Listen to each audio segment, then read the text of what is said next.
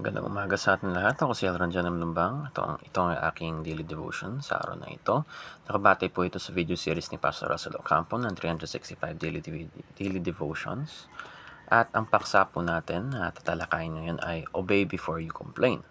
Ang scripture naman ay Exodus chapter 3 verse 11. But Moses said to God, "Who am I that I should go to Pharaoh and bring the Israelites out of Egypt?" So, punta na tayo agad sa ating teachings, no? Una sa lahat is, obedience is our task. So, sa ganito, yung naging story is, si Moses, inutusan ni God na bumalik sa Egypt, pero ayaw ni Moses talaga. Very against siya. And nakita natin sa mga katanungan niya, or sinasabi niya na parang, "Who am I that I should go to Pharaoh and bring the Israelites out of Egypt?" Parang, naghahanap na lang siya ng iba't ibang rason para hindi pumunta, or yung rason niya is parang di siya makapagsalita, di siya eloquent, mga ganun mga bagay. Which is, para sa atin bilang mga tao, understandable. Pero bilang mga servant ng Diyos, hindi dapat natin iniisip yung mga ganun mga bagay.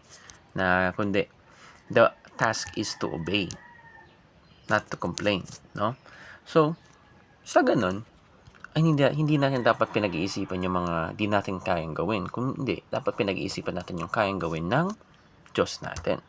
Anong kayang gawin ng Panginoon. So, konektado ito sa naniniwala tayo o gumagawa tayo agad ng resulta agad sa isip natin. Na, pag ginawa ko to, wala to eh. Kahit ginawa ko para sa Diyos to, bagsak to. Kasi hindi naman talaga ako magaling sa mga ganung mga bagay.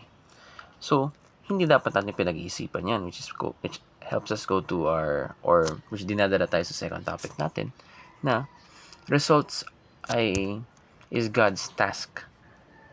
So, madalas sa mundong ito, nakakatakot yung future. At lagi natin in-overthink to, lagi natin pinag-iisipan to. Pero isa yun sa mga bagay na hindi natin dapat masyadong binibigyan pansin na sa tuwing inutusan tayo ng Panginoon, sa tuwing may tayo ay nagsiservisyo sa Panginoon, dahil ang Diyos ang nagsasabi ng ano yung magiging resulta ng pagseserbisyo mo sa Kanya, no?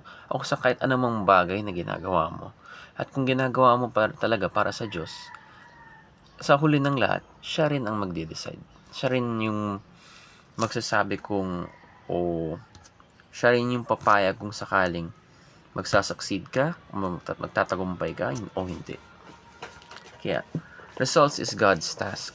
Talaga. Siya yung magsasabi kung tayo ay makakaranas ng tagumpay o makakuha yung gusto natin o hindi. No? So, we don't need to know about the future. We just have to do what we need to do. Kumbaga, kailangan natin sumabisyo sa Panginoon.